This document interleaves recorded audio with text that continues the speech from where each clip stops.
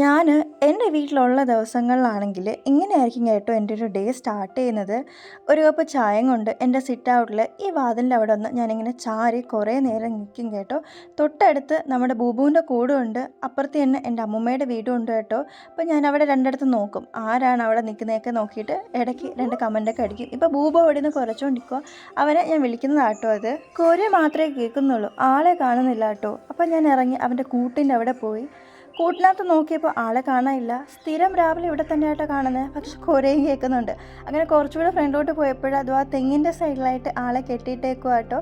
അവിടെ നിന്ന് എന്നെ കടന്ന് കുര കുരവു കുര കുര. ആ ഒരു ചായക്കപ്പം കൊണ്ട് ഞാൻ ആ മുറ്റം ഫുള്ള് നടക്കും കേട്ടോ.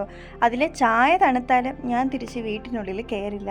ഇതിവിടെ വന്നാൽ സ്ഥിരമുള്ള പരിപാടിയാട്ടോ. അങ്ങനെ നിന്നപ്പോൾ അമ്മ എന്നെ വിളിച്ചിട്ട് പറയാം, നീങ്ങ വന്നേ ഒരു കാര്യം കാണിച്ചു തരാമെന്ന്. ചെന്ന് നോക്കിയപ്പോൾ വേറെ ഒന്നും അല്ല കേട്ടോ, ഒരു ചേരയാണ്. ഇവിടെ ഒരു ചെടി ഇങ്ങനെ പടർത്തി വിട്ടിട്ടുണ്ട്, അതിൻ്റെ ഇടയിൽ നിന്നതാട്ടോ. ഇതിവിടെ സ്ഥിരം വരുന്നതാ, ഞങ്ങൾക്ക് പേടിയൊന്നുമില്ല. അതാ അമ്മ ഏതോ മരത്തിനെയൊക്കെ പിഴുതെടുത്തുകൊണ്ട് പോകുന്നുണ്ട്.